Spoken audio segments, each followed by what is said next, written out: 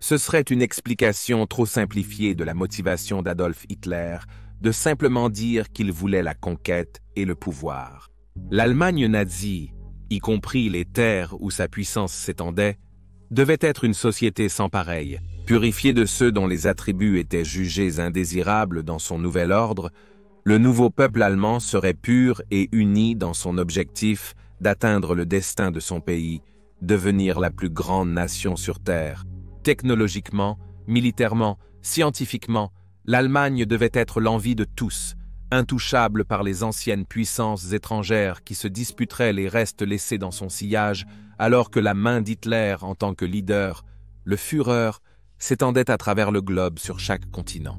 Au cœur de cette nouvelle Allemagne se trouverait sa capitale, Berlin, qui devait être rebaptisée Allemagne. Allemagne deviendrait la ville la plus développée et prospère non seulement du monde, mais de toute l'histoire, sa magnificence laissant les capitales renommées des anciens empires, comme Rome et Athènes, une simple ombre en comparaison. Et dominant cette nouvelle superville serait l'immense grande salle ou hall du peuple. Conçue par Hitler et dessinée par Albert Speer, cette immense structure à dôme éclipserait toutes celles qui existaient, démontrant de manière appropriée la puissance et la capacité de l'Allemagne nazie. Pouvant accueillir 180 000 citoyens allemands nazis, il serait 16 fois plus grand que la basilique Saint-Pierre de Rome, dont il imitait le design, et serait rempli de fidèles partisans, tous venus voir le Führer en personne et l'entendre parler du brillant avenir du Troisième Reich, un Reich que Hitler promettait de durer 1000 ans. Et pourtant, seulement 12 ans après l'arrivée au pouvoir de Hitler, ce rêve de la plus grande ville de l'histoire a été écrasé sous les chenilles des chars soviétiques. T-34, la direction nazie ayant dû recruter des enfants et des personnes âgées pour tenter de repousser l'armée rouge qui avait encerclé la ville, qui avait déjà été bombardée par les raids alliés pendant 5 ans, cherchant à porter un coup fatal à la tyrannie nazie. C'est l'histoire de la bataille de Berlin et du dernier combat d'Adolf Hitler. Bienvenue dans les guerres du monde.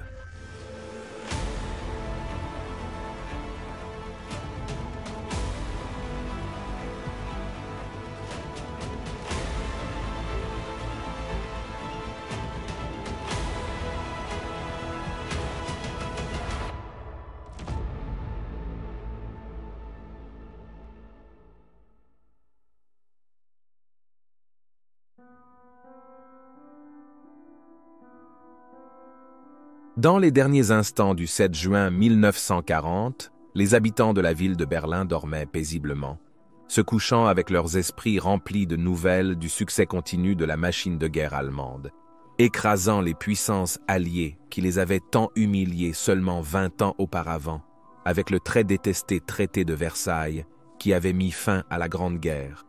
La République de Pologne avait été coupée en deux et partagée avec Staline conformément à un accord qui divisait l'Europe en Est et Ouest, permettant aux deux dictateurs d'élargir leurs frontières sans interférence de l'autre. La Royaume-Uni et la France, qui avaient déclaré la guerre à l'Allemagne en réponse, étaient battues et meurtries. La première venant tout juste de se retirer des plages de Dunkerque, laissant derrière elle tout son équipement, tandis que la seconde s'efforçait de tenter de sauver quelque chose de leur nation, car la défaite était désormais inévitable.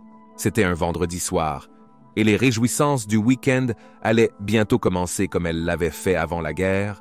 Seulement maintenant, les citoyens de Berlin célébraient le fait qu'ils vivaient dans une ville qui était peut-être la plus puissante sur Terre, avec un empire qui s'étendait de l'Europe de l'Est à l'Atlantique et jusqu'en Scandinavie. Même à ce moment-là, il était évident que leur Führer avait des vues encore plus lointaines, et avec l'accord de l'Allemagne avec Staline, la Royaume-Uni semblait être sur la corde raide, et les États-Unis déterminés à rester en dehors des combats, qui pourraient éventuellement les arrêter. Et pourtant, alors que des rêves de gloire et de conquête occupaient l'esprit des jeunes garçons, dont les uniformes de la jeunesse hitlérienne étaient soigneusement pliés à côté de leur lit, l'approche de la ville cette nuit-là était un rappel que peu importe combien les chances sont impossibles, l'oppression de l'envahisseur allumera toujours l'étincelle de la liberté même dans les nations les plus opprimées. Car ce qui grondait et hoquetait dans le ciel allemand cette nuit-là était une singularité. Les envahisseurs n'étaient pas seulement un bombardier auxiliaire Farman NC-223 de la marine française, surnommé le Jules Verne. Commandé par le capitaine Henri Dallier, il a donné l'ordre à son pilote, Henri Yonnet, de suivre un trajet qui donnerait l'impression qu'ils essayaient d'atterrir à l'aéroport de Tempelhof à Berlin pour finalement survoler le terrain au dernier moment et se diriger à basse altitude vers leur cible, l'usine Siemens à proximité. Malgré la situation de guerre, l'équipage français a été étonné de voir la ville illuminée en dessous comme si c'était Noël, alors qu'ils approchaient, sans qu'un seul éclair ne leur soit tiré dessus. En approchant de la zone cible, Dallier a donné l'ordre à ses hommes de commencer à larguer leurs petites bombes, tandis que son mécanicien de volume et son bombardier se sont mis à lancer des bombes incendiaires par la porte passager. À une telle faible altitude, les détonations des 8 bombes de 250 kg étaient tout aussi mortelles pour le vieux bombardier que les artilleurs allemands. Mais le talent et un peu de chance les ont épargnés de l'ignominie, d'être détruits par leurs propres armes. Les explosions et les incendies ont finalement réveillé les artilleurs allemands endormis, alors que les projecteurs ont commencé à pointer comme des doigts luminescents vers le ciel, suivis par des tirs des artilleurs anti-aériens, espérant obtenir un coup chanceux dans le noir infini, mais en vain. En 1 heure et demie, l'équipage français était de retour à Orly. Les autorités françaises ont essayé de célébrer le raid, mais le sentiment d'angoisse écrasant a supprimé toute valeur de propagande qu'il aurait pu avoir. À Berlin, le gouvernement nazi a rapidement dissimulé le raid, prétendant que leurs artilleurs avaient participé à un exercice de défense anti-aérienne. Cependant, il ne faudrait pas longtemps avant que la vérité sur la question ne devienne inévitable pour les habitants de la grande ville. La vérité était que la guerre leur était maintenant directement venue, et ce n'était que le début. Quelques mois après le raid du capitaine Dallier, la ville a joué un rôle crucial dans la guerre, marquant le début d'une nouvelle ère d'exercice anti-aérien. Alors que les bombardiers allemands pilonnaient les aérodromes britanniques dans le but de détruire la Royal Air Force CE, qui permettrait à l'armée allemande de traverser la Manche sans entrave, un groupe de bombardiers de la Luftwaffe a frappé par erreur Londres malgré l'interdiction du Führer de telles attaques. Le premier ministre britannique Winston Churchill a ordonné aux bombardiers de la Royal Air Force de riposter contre Berlin le 25 août 1940. L'attaque préparée depuis longtemps par les propagandistes allemands n'a pu être dissimulée par le ministre Joseph Goebbels qu'à la fin de la guerre, prévoyant d'autres à venir. Un Hitler furieux a donc ordonné à ses bombardiers de cesser de frapper les aérodromes britanniques et de se concentrer plutôt sur les villes britanniques, permettant à la Royal Air Force de reprendre son souffle pour se réorganiser et se reconstruire. Cette erreur de la part de Hitler a grandement contribué à épargner la Royal Air Force et à sauver la Royaume-Uni, permettant à la nation de servir de tremplin pour la libération finale de l'Europe en 1944. Berlin deviendrait une cible régulière pour les bombardiers alliés, à la fois pour son importance industrielle et organisationnelle dans l'effort de guerre, ainsi que pour sa valeur symbolique. Toutefois, les équipages de bombardiers britanniques et du Commonwealth ont vite appris à redouter la ville, car elle disposait des défenses les plus solides de la Luftwaffe allemande.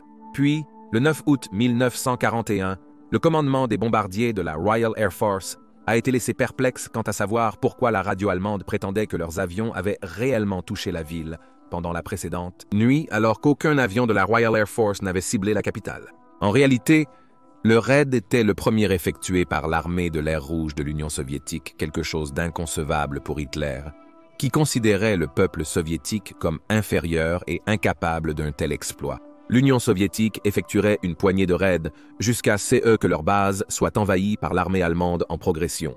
Mais ce ne serait pas la dernière fois que les avions soviétiques frapperaient la ville. Rejoignant la guerre en décembre 1941, l'armée de l'air rouge, les forces aériennes de l'armée des États-Unis renforceraient ses flottes de bombardiers entre 1942 et 1944 au Royaume-Uni, puis les enverrait en force croissante lors de raids diurnes dangereux, volant contre les infrastructures et les bases vitales allemandes.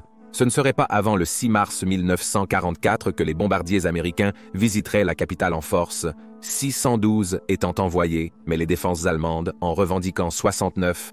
Berlin serait visité plus souvent par les bombardiers alliés au cours des 12 mois suivants. Les forces aériennes de l'armée des États-Unis renforceraient ses flottes de bombardiers dès 1944. Les Allemands ont commencé à reculer sur tous les fronts, culminant avec un raid massif sur la capitale d'Hitler.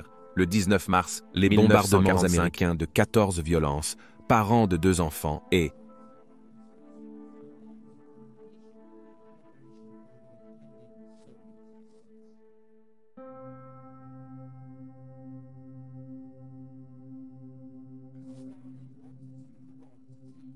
capitale. C'était aussi simple que ça. Compte tenu de la trahison de son précédent accord de 1939 avec le Führer, qu'il a perçu comme une offense personnelle, et compte tenu de combien les Soviétiques avaient souffert, Staline estimait qu'il était juste qu'il soit rappelé comme l'homme qui a mené son armée dans la ville et capturé Hitler, mort ou vif.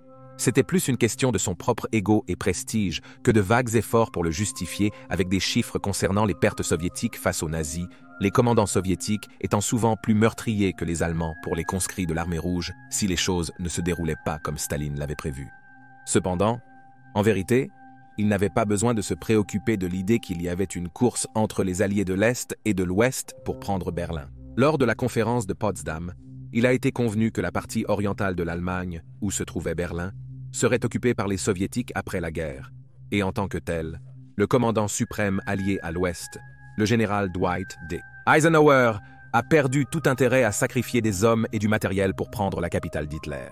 Si Staline voulait jeter des milliers de vies juste pour dire qu'il était celui qui avait pris Berlin, qui n'était maintenant plus que des ruines après des années de bombardement, alors Eisenhower allait le laisser faire. Staline, encore marqué par la trahison d'Hitler, craignait que les alliés occidentaux ne tiennent pas leur engagement et prennent Berlin. Staline essaierait de prendre et de conserver autant de républiques démocratiques allemandes que possible s'il n'y arrivait pas en premier.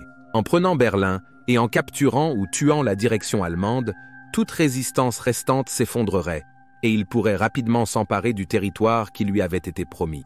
Espérant faire comprendre à ses propres camarades l'urgence qu'il croyait résider dans la prise de la ville, Staline a pris la décision de diviser en deux la force qu'il rassemblait pour l'opération. L'une serait commandée par le maréchal Grigori Zhukov au centre et l'autre par le maréchal Ivan Konev au sud. Son idée était de mettre les deux en compétition dans une course vers le Reichstag, que Staline considérait comme étant similaire au Kremlin à Moscou, le gagnant se voyant non seulement attribuer les accolades, mais aussi une faveur supplémentaire de sa part, quelque chose qui, dans le monde paranoïaque de Staline, pourrait signifier la différence entre la vie et la mort.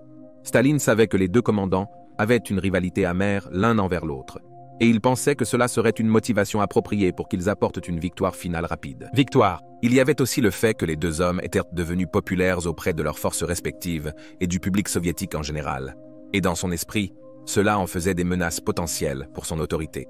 Ainsi, en faisant échouer l'un d'eux, il éliminait efficacement un rival en rejetant la faute sur lui. C'était particulièrement évident pour Zhukov, qui avait pris connaissance d'une enquête secrète menée contre lui sur ordre de Staline pour déterrer toute saleté que le dictateur pourrait utiliser contre lui à l'avenir. Début avril, les commandants de Staline avaient rassemblé la plus grande concentration de puissance militaire jamais assemblée contre une seule ville, peut-être dans toute l'histoire. Elle comprenait, dans la région de 2,3 millions de troupes, dont près de 200 000 communistes polonais soutenus par plus de 7 000 avions, 6 000 chars et 40 et 1 600 canons d'artillerie de divers calibres. En atteignant la périphérie de la ville de Saint-Pétersbourg, les Soviétiques tenteraient de l'encercler, empêchant ainsi Hitler de s'échapper ou de recevoir des renforts avant de serrer lentement la vie des défenseurs de la ville. Prenant leur position sur le côté et de la rivière Oder-les-Mots, sur le Reichstag, on commençait à remplir l'air, crié par les officiers et les commissaires politiques pour inspirer les troupes et leur rappeler que CE serait la bataille finale de leur grande guerre patriotique.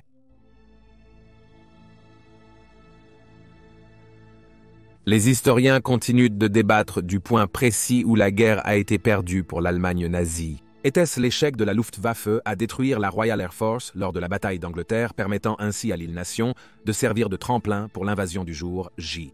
Était-ce Hitler déclarant la guerre à l'Union soviétique en 1941 contre l'avis de SS généraux, puis déclarant à nouveau la guerre aux États-Unis après l'attaque de Pearl Harbor par le Japon?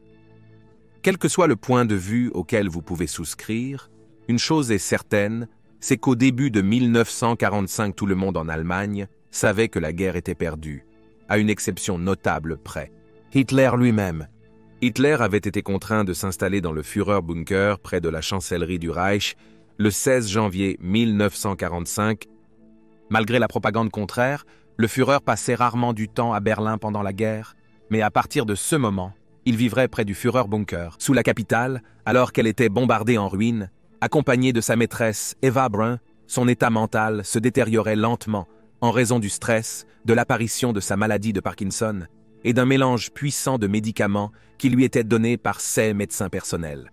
Grand croyant en la supériorité technique allemande, il s'accrochait à la croyance que des armes merveilleuses comme le chasseur à réaction, Me-262, le missile balistique F-2 et le superchar lourd Maus inverseraient la fortune de l'Allemagne. Mais cette croyance l'a lentement détaché de la réalité de la situation, que l'infrastructure pour soutenir de telles armes était lentement réduite en poussière par les bombardiers alliés. Pourtant, malgré ce désespoir, la reddition ne semblait toujours pas une option pour les dirigeants allemands, ni même pour le peuple allemand. Hitler, Göring, Himmler et beaucoup d'autres savaient tous que la reddition était semblable à un suicide, car ils seraient sans aucun doute jugés et exécutés pour leurs crimes. Quant aux habitants de Berlin, la prise de conscience que ceux seraient les soviétiques qui entreraient dans leur ville les a fait réaliser qu'ils devraient se battre jusqu'au bout. Déjà, des histoires d'atrocités soviétiques dans les régions occupées de la République démocratique allemande leur parvenaient, et pour une fois, elles n'étaient pas le produit du ministère de la propagande de Joseph Goebbels.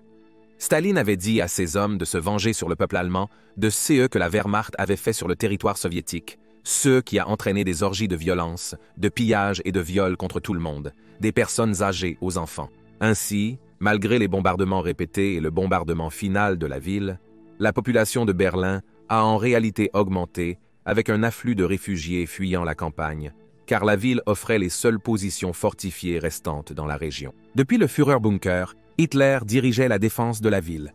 En avril, ses communications par radio et téléphone devenaient plus difficiles, du fait que la ville était sous contrôle allemand. Hitler, Göring, Himmler et d'autres, cela a conduit le leader nazi à devoir compter sur des garçons messagers, certains âgés de seulement 13 ans pour transmettre des messages à ses troupes. Bien qu'ils ne possèdent qu'un tiers de la force de l'armée soviétique amassée contre eux, les Allemands ont eu tout le temps nécessaire pour mener des possessions défensives à l'extérieur de la ville, avec lesquelles ralentir l'assaut soviétique lorsqu'il est finalement arrivé. Le général Gotthard Heinrich, un soldat allemand de la Wehrmacht depuis la fin de la guerre, commandait le groupe d'armée Vistula en dehors de la ville. Le général allemand Gotthard Heinrich, un vétéran de la Wehrmacht, était un tacticien habile en défense. Il avait prédit que l'armée rouge soviétique concentrerait son attaque sur les hauteurs de la mer Basse, considérées par Zhukov comme les portes de Berlin, après avoir traversé l'Oder. Mais plutôt que d'essayer de les retenir là, il a plutôt prévu une série élaborée de fossés anti-chars, de champs de mines et de positions fortifiées pour épuiser la force soviétique, alors qu'il se retirait inévitablement vers une deuxième et une troisième ligne de défense. Il se retirait vers d'autres lignes de défense. Des ingénieurs ont été sollicités pour inonder la région à partir d'un réservoir voisin, rendant le sol impraticable pour les chars.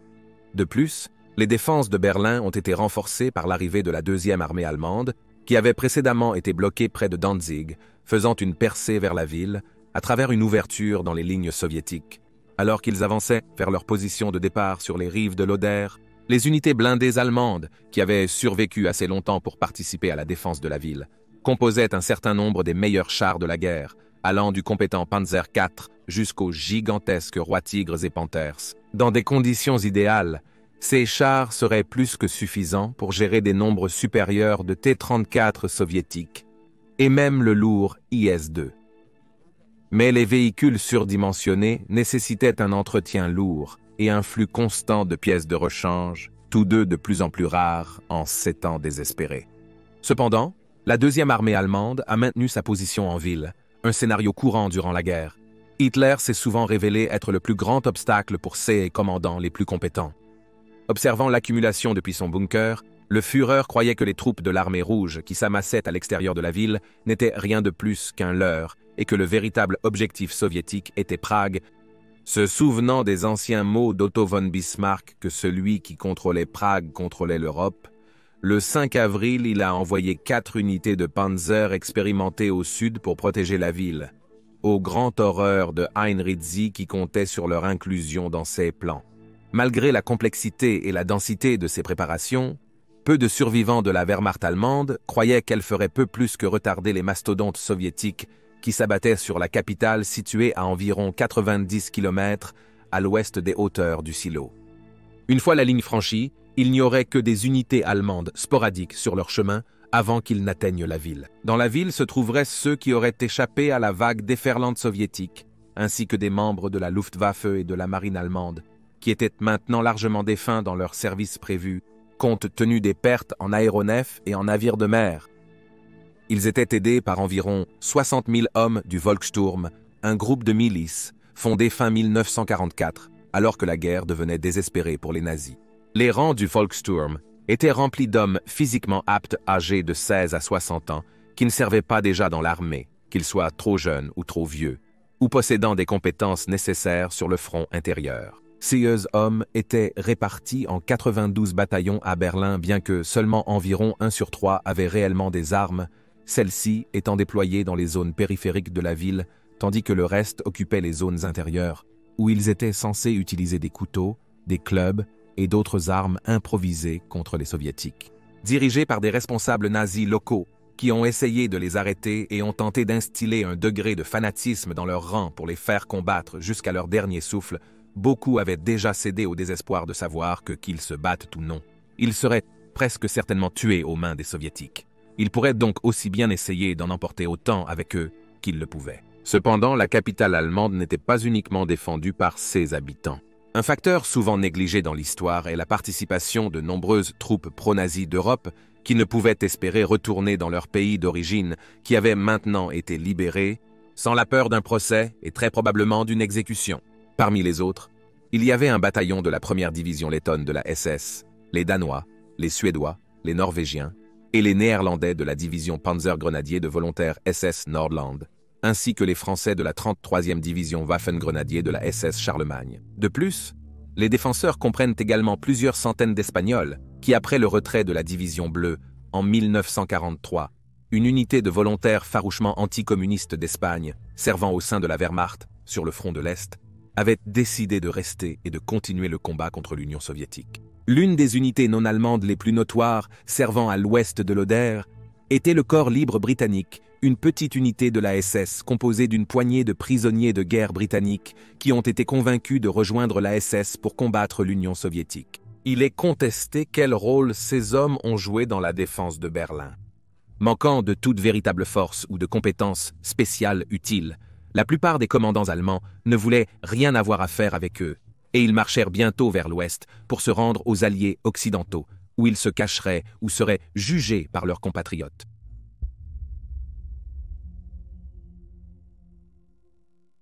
Sachant que Staline le surveillait, Zhukov a fait son mouvement aux premières heures de l'aube du 16 avril. L'armée russe a longtemps décrété que l'artillerie est le dieu de la guerre, et il a clairement invoqué cette divinité ce jour-là en ouvrant l'offensive avec l'un des plus grands barrages d'artillerie de l'histoire. Sous son commandement, le premier front biélorusse possédait 908 000 hommes et 3 155 véhicules blindés, tandis que le front ukrainien de son rival Konev protégeait son flanc sud, et le deuxième front biélorusse de Konstantin Rokossovski gardait le nord. Pendant une demi-heure, le sol devant les troupes soviétiques a éclaté en tours de terre et de pierre, projetés dans l'air avant que les colonnes soviétiques ne commencent à avancer vers l'extérieur. Toutefois, le déploiement impressionnant de la force soviétique dissimulait la réalité. Beaucoup de défenseurs de Henri s'étaient déjà repliés. Les Allemands avaient, avant l'offensive, pris un prisonnier russe qui leur avait informé suffisamment du plan de Zhukov pour amener Henri à préparer ses défenses et à repositionner une partie de ses forces. Dès le départ, l'avancée soviétique a eu du mal à prendre de l'élan. Le bourbier créé par une combinaison du dégel printanier, des inondations allemandes et du propre barrage de Zhukov a vu les véhicules et les troupes ralentir à un rythme d'escargot ou coincés dans des embouteillages sur certaines des routes les plus claires, les rendant des proies faciles pour les chars allemands, les canons anti-chars et l'artillerie de la 9e armée allemande. Frustré, Zhukov a décidé d'envoyer ses réserves plus tôt, probablement alarmé par les nouvelles des progrès de ses rivaux dans le sud, qui commençaient maintenant à le dépasser. L'avancée sur les hauteurs a donc commencé à évoquer une scène typique de la Première Guerre mondiale, mais dans le contexte de la Seconde. Les troupes soviétiques mouraient dans la boue, les avancées les plus lointaines n'étant qu'à environ 5 miles ou 8 kilomètres de leur point de départ à la fin de la journée, et les 2e et 3e lignes de défense allemandes se trouvaient toujours devant eux. Ayant rapporté à Staline que les choses ne se déroulaient pas comme prévu, Zhukov a ordonné à ses troupes de continuer le lendemain. Ayant été averti par le dirigeant suprême de l'Union soviétique qu'il avait l'intention de laisser Konev frapper au nord de Berlin, si la situation ne changeait pas bientôt, remportant ainsi la course entre eux. En effet, le premier front ukrainien de Konev menaçait, le 17, de détruire le flanc sud des Allemands. Cela a forcé Henri à ordonner un retrait de la deuxième ligne de peur que ses hommes ne soient enveloppés et réduits à néant sans espoir de s'échapper. Le 18 avril, Konev et Djoukov ont été tués. Le 18 avril, Konev et Djoukov, malgré une progression lente, ont lancé leurs troupes contre les défenseurs allemands. Les forces de Rokossovski au nord ont réussi une percée, contourné le silo et affronté les réserves de Henri. Encore une fois, à peine quelques kilomètres de terrain avaient été pris dans certains endroits, tandis que le sol était jonché de milliers de morts soviétiques. Enfin, le 19 avril, la ligne allemande ne pouvait tout simplement plus tenir. Les unités blindées allemandes étaient submergées par un nombre supérieur de blindés soviétiques qui continuaient à arriver peu importe combien de chars de l'armée rouge ils détruisaient. Bientôt, leurs propres véhicules tombaient en panne ou manquaient de carburant, et malgré avoir subi plus de 30 000 morts comme un raz-de-marée, l'armée rouge ne pouvait être arrêtée et ils ont débordé la dernière ligne de défense allemande. Les portes de Berlin étaient ouvertes. Tout. Ce qui séparait l'armée rouge de la capitale allemande, à seulement 56 miles de distance, étaient des poches sporadiques de résistance allemande, laissées par la force principale survivante alors qu'ils se dirigeaient vers la capitale. La 9e armée s'est retrouvée encerclée alors qu'elle tentait de fuir vers la ville en ruine où la guerre en Europe contre la tyrannie nazie était sur le point d'atteindre son apogée.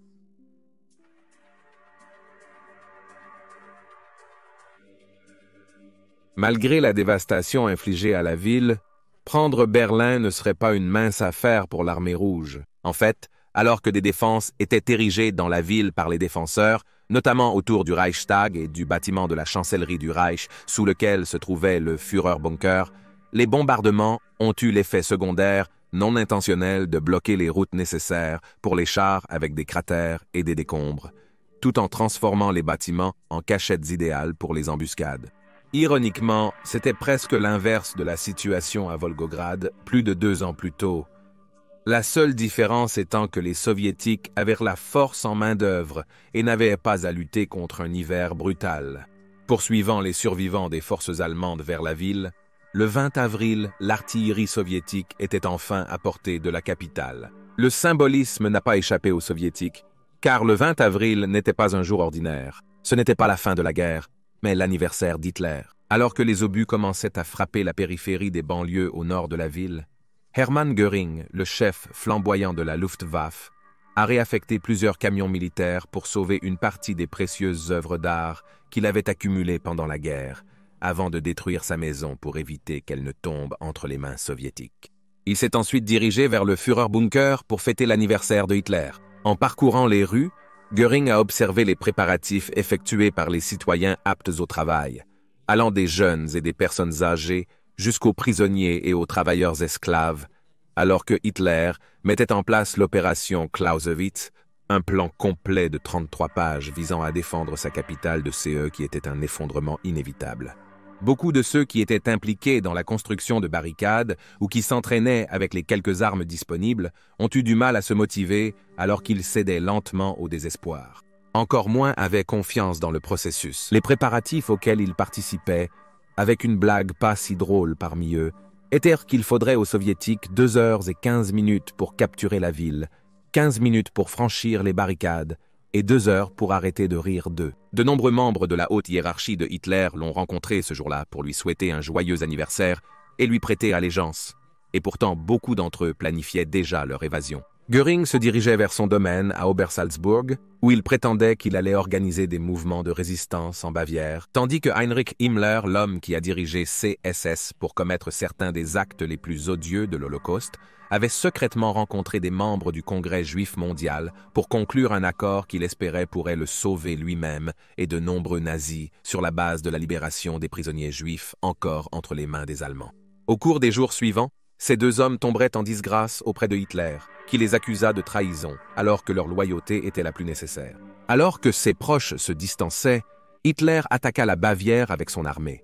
L'après-midi, Il décerna des médailles aux membres courageux de la jeunesse hitlérienne qui s'étaient battus contre les soviétiques, nombreux en uniformes mal ajustés, et même des uniformes troués après qu'ils aient été pris sur les morts. C'était son dernier engagement public. Plus tard dans l'après-midi, on lui a annoncé que les soviétiques devraient encercler la ville dans les 24 heures. Le lendemain matin, Hitler a ordonné à la Luftwaffe d'attaquer l'artillerie soviétique à l'est de la Bavière, ravageant une large portion des préparatifs allemands. Les avions survivants étaient effectivement peu plus qu'une piqûre d'abeilles sur les soviétiques, qui continuaient à bombarder la ville avec des obus, avec une énorme férocité. Dans le sud, les troupes de Konev ont débordé le poste de commandement de la Wehrmacht à Zosen, les forçant à se déplacer près de Potsdam. Plus tard dans la journée, 30 000 prisonniers ont été déplacés du camp de concentration de Sachsenhausen, loin de l'avancée soviétique, pour dissimuler ceux qui s'y étaient passés. Affaiblis par leur captivité, beaucoup se sont effondrés lors de ceux qui étaient une marche de la mort, et s'ils ne mouraient pas d'épuisement, ils étaient tués par leurs gardiens. Hitler, quant à lui, était convaincu que s'il pouvait organiser une contre-attaque à la dernière minute, il pourrait renverser la situation en sa faveur, disant à SS Obergruppenführer Felix Steiner « Chaque homme disponible entre Berlin et la mer Baltique, jusqu'à Szczecin et Hambourg doit être mobilisé. »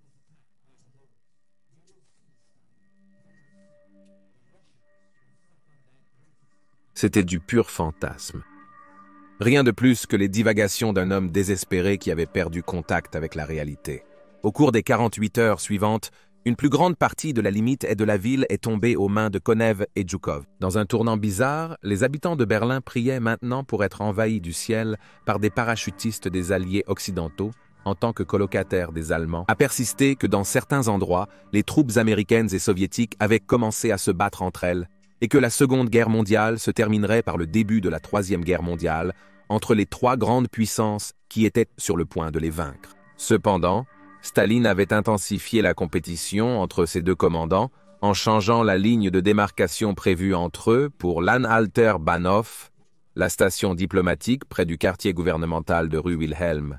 La ligne d'arrivée était censée être le Reichstag lui-même, que Staline considérait comme le siège du pouvoir nazi, alors qu'en réalité c'était le bâtiment de la chancellerie du Reich, le Reichstag étant largement inutilisé depuis qu'un incendie l'avait ravagé en 1933. Ce changement a aidé à équilibrer la balance entre eux deux, qui à l'époque favorisait Zhukov. Cependant, les soviétiques apprenaient déjà à quel point les défenseurs étaient fanatiques, alors qu'ils faisaient face à une concurrence de plus en plus rude. Des canons anti-aériens, comme le fameux 88 mm qui équipait le char Tigre Prumea, ont été utilisés contre l'armée allemande. Positionnés dans 3 tours fortifiées autour de la ville, ils ont été réaffectés pour un rôle anti-char, infligeant d'importants dégâts aux colonnes de chars soviétiques souvent coincées dans des rues étroites. Même les impressionnants chars lourds IS-2 ont beaucoup souffert, incapables de manœuvrer dans ces rues étroites, les forçant à se mettre en ligne où les défenseurs pouvaient concentrer leur feu sur les véhicules de tête, qui, une fois détruits, les chars détruits gênent leurs camarades. À cela s'ajoutèrent les embuscades audacieuses tendues par les membres du Volkssturm et de la jeunesse hitlérienne, équipée d'armes anti-chars personnelles.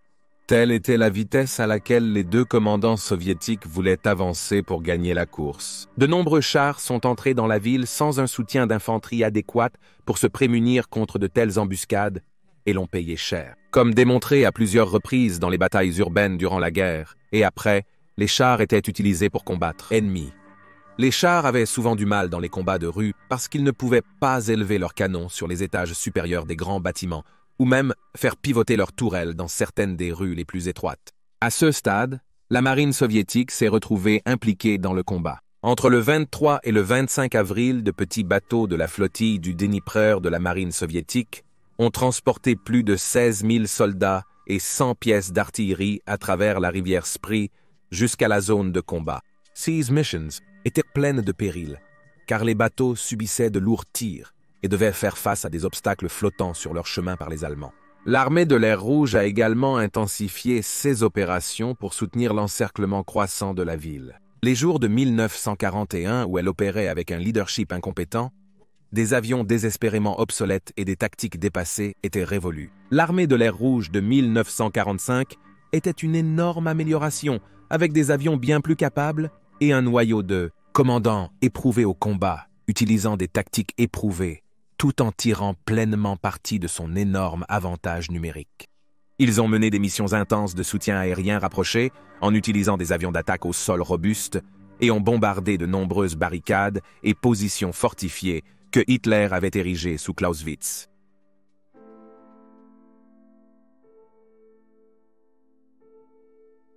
À midi, le 25 avril 2, colonnes de troupes soviétiques ont convergé l'une vers l'autre dans la ville de Kedzin, au nord-ouest de la ville. L'une appartenait au premier front biélorusse de Zhukov, l'autre au premier ukrainien de Konev.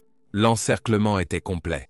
Au cours des semaines précédentes, des milliers de membres du parti nazi et de citoyens ordinaires de la ville s'étaient précipités pour obtenir des papiers leur donnant l'autorisation du Führerbunker de quitter la ville sans être abattus pour désertion. Maintenant, il n'y avait pas d'échappatoire. Un peu plus d'une heure plus tard, l'armée de l'air rouge de Konev ont symboliquement pris contact avec les troupes américaines, signalant le resserrement du nœud allié autour du cou de Hitler.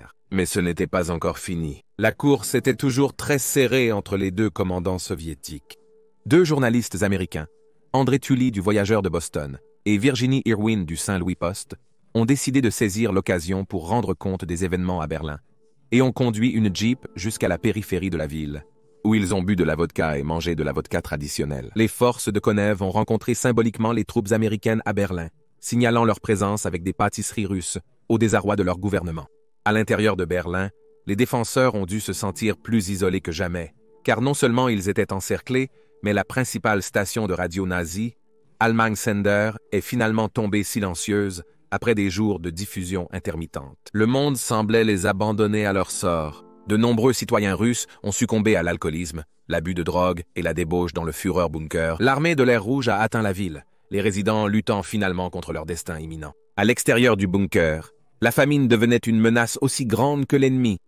Armin Lehmann, âgé de 16 ans et membre de la jeunesse hitlérienne, servait de messager, une mission extrêmement dangereuse, compte tenu des bombardements et de la menace constante des tireurs d'élite soviétiques dans la ville, lorsqu'il a observé deux hommes découper un cheval vivant pour se nourrir. Les hommes désespérés, insensibles aux cris de douleur de la créature. Dirigeant le combat, le Führer a découvert que les bonnes nouvelles se faisaient de plus en plus rares après le 27 avril. À partir de ce moment, il se contentait de regarder la carte affichant les parties de la ville, encore sous son contrôle, se réduire progressivement, et les icônes représentant les troupes de l'armée rouge se rapprochaient de plus en plus de son bunker. S'ajoutait à cela la nouvelle que désormais ses ordres commençaient à être ignorés sur le terrain. Il s'était déjà emporté contre sa bien-aimée SS pour l'avoir laissé tomber. Cela laissait son esprit déjà tendu et drogué se poser la question: de qui était-il le Führer, le leader, maintenant? Le 28 avril, l'armée allemande a tenté un dernier effort désespéré pour briser l'encerclement de Berlin.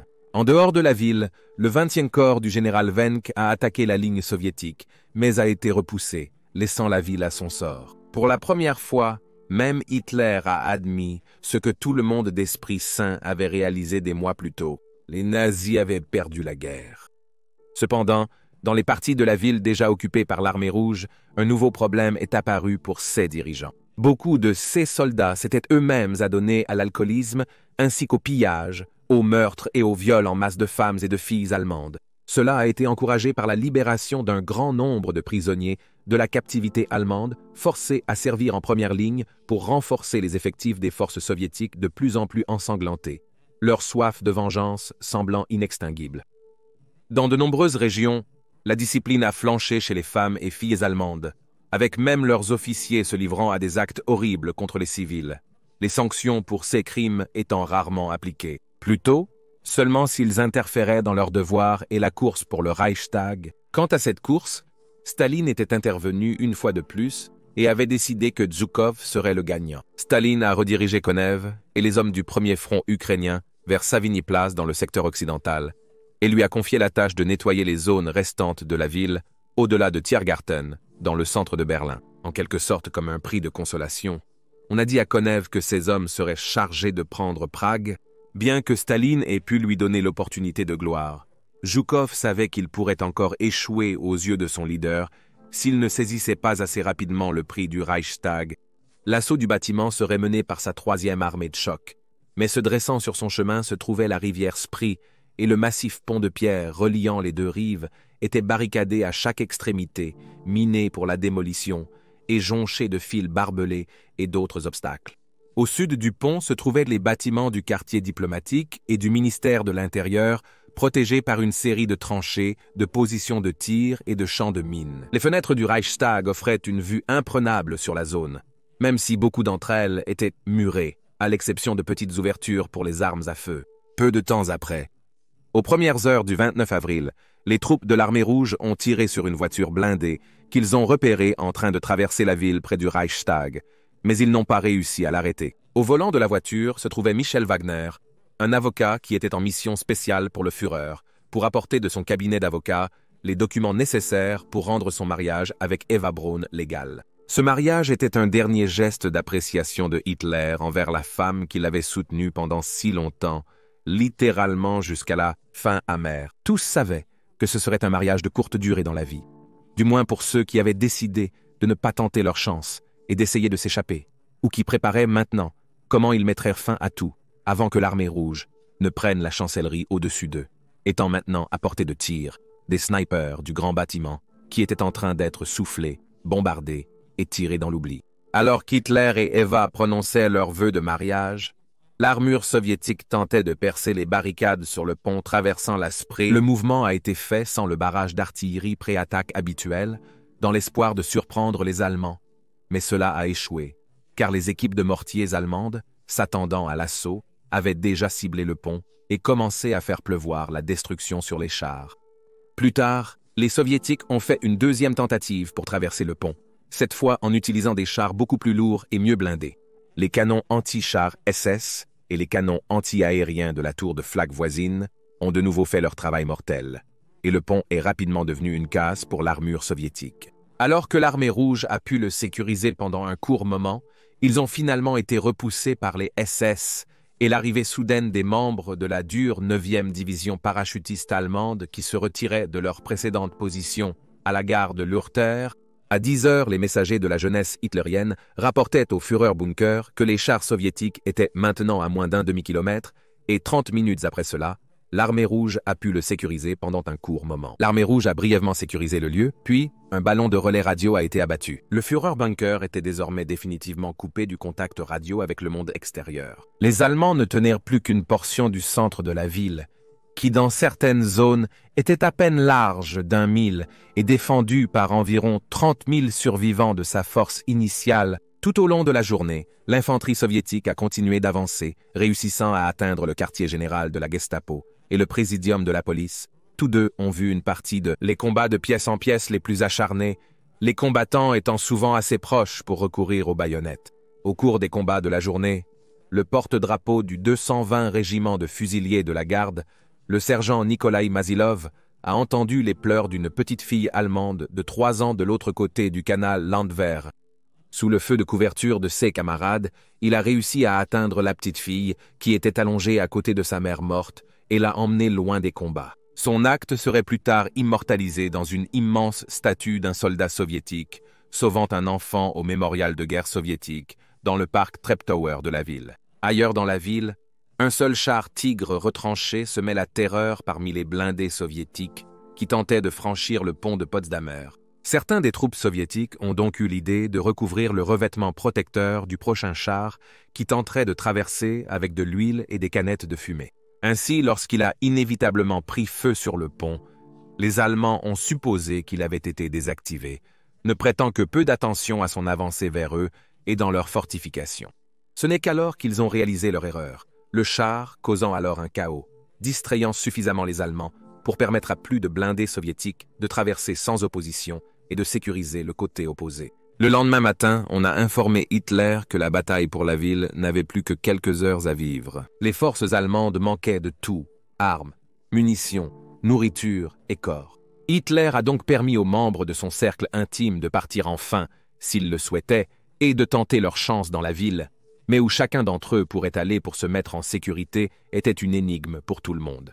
Avant et pendant la bataille pour la ville, de nombreux résidents ou soldats craignant leur sort entre les mains des Soviétiques ont cédé au désespoir. Bien que les chiffres exacts ne puissent jamais être connus, on sait qu'au moins 4000 personnes se sont suicidées dans la ville en avril 1945. À 15h30, le 30 avril, il y avait 2 personnes de plus à ajouter à ce nombre, Adolf Hitler et sa femme. Mourant de ses propres mains dans un dernier acte de défi contre le monde qu'il méprisait et haïssait tant, Hitler a privé le monde du véritable sentiment qu'il avait fait face à la justice pour l'horreur qu'il avait déchaînée. Dans le monde d'en haut, la poussée vers le Reichstag se poursuivait alors que Zhukov supervisait la guerre. 3 assauts sur le bâtiment tout au long de la matinée, tous repoussés. De manière déconcertante, soit en raison d'une erreur de communication, soit dans le cadre d'un effort pour apaiser le Staline impatient, Zhukov a envoyé un message à Moscou qui disait « Les unités de la 3e armée de choc ayant brisé la résistance de l'ennemi ont capturé le Reichstag et y ont hissé notre drapeau soviétique aujourd'hui, le 30 avril 1945 à 1425 heures. » C'était complètement faux, car les soviétiques se battaient encore sur la place extérieure, et cela n'a fait qu'ajouter plus de pression sur lui et ses hommes pour le rendre vrai le plus rapidement possible. Des dizaines d'hommes ont assailli le bâtiment toute l'après-midi pour en éliminer les défenseurs. Enfin, vers 22h50, les sergents Egorov et Kantaria du parti de la bannière spéciale, avec la bannière rouge numéro 5, ont réussi à se frayer un chemin jusqu'à l'arrière du bâtiment et ont grimpé un escalier, enfonçant le drapeau soviétique dans une fissure. Cependant, même à ce moment-là, le bâtiment n'avait pas été entièrement capturé et le drapeau a en fait été retiré par les Allemands quelques heures plus tard, alors que les combats se poursuivaient le lendemain. Le lendemain était le 1er mai, la fête du travail, et l'un des jours les plus importants du calendrier soviétique. C'était le jour où le monde a appris que Hitler était mort. Malgré les efforts de négociation d'un cessez-le-feu entre les défenseurs restants et les soviétiques, les combats ont persisté jusqu'au lendemain.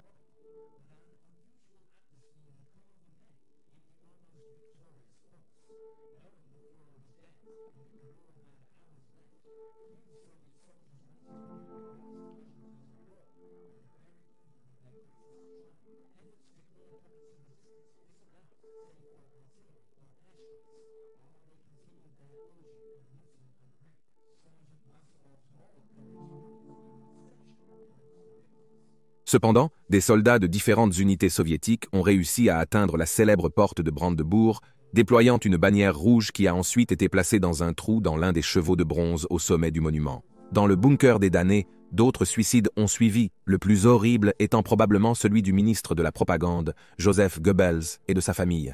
Sa femme Magda, qui rivalisait autrefois même avec Eva Braun pour l'affection du Führer, a empoisonné leurs 6 enfants avant que tous 2 ne se suicident dans les jardins du bâtiment de la chancellerie du Reich vers 20h30, le 2 mai 1945. Le premier front biélorusse de Zhukov et le premier ukrainien de Konev se sont finalement retrouvés une fois de plus à leur première frontière interfrontale, sur la place Savigny, détruisant une division de Panzer qui avait tenu le terrain là avant sa tentative d'évasion ratée la nuit précédente. Le combat était partout, et les 2 ont été tués dans la bataille de la chancellerie du Reich, presque terminée, et c'est au commandant de la zone de défense de Berlin, le général Casque-Magnan, de donner l'ordre de capitulation. Rencontrant des officiers supérieurs du quartier général de la 8e armée de garde, il a rédigé un ordre formel qui disait « Le 30 avril, le Führer, à qui nous avions tous prêté serment d'allégeance pour les Ventouses, en se suicidant. Fidèles au Führer, vous, soldats allemands, étiez prêts à continuer la bataille pour Berlin, même si vos munitions s'épuisaient et que la situation générale rendait toute résistance inutile. J'ordonne maintenant que toute résistance cesse immédiatement. Chaque heure que vous continuez à combattre ajoute à la terrible souffrance de la population de Berlin et de nos blessés. En accord avec le haut commandement des forces soviétiques, je vous demande de cesser immédiatement les combats. Les hostilités ont officiellement cessé à 13h, mais l'artillerie soviétique a continué à frapper les poches de défenseurs jusqu'à 15h, tandis que les derniers soldats soviétiques ont été tués dans la bataille pour la première résistance organisée allemande, a diminué à 17h. Le Berlin nazi n'était plus. Au lieu de cela, ces rues dévastées par les bombes, ces maisons en ruines, ces bâtiments historiques éventrés et ces parcs creusés étaient maintenant drapés des bannières et des drapeaux de l'Union soviétique en rouge sang.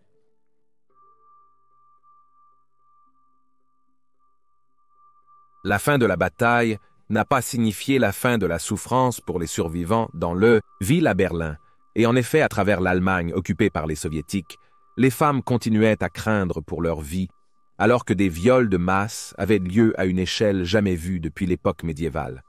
Même les correspondants de guerre soviétiques étaient horrifiés par les scènes qu'ils ont vues, mais étaient souvent censurés pour préserver l'image des héros soviétiques qui ont pris Berlin parmi les gens de retour chez eux. Certains rapports prétendaient qu'une femme pouvait être violée jusqu'à 70 fois par jour. Des soldats soviétiques étaient détenus en captivité par leurs agresseurs et jusqu'à 200 000 femmes allemandes auraient été dites être mortes des suites de violences physiques, de meurtres ou de suicides entre janvier et août 1945 liés à des agressions sexuelles. Tout Allemand qui intervenait était tué.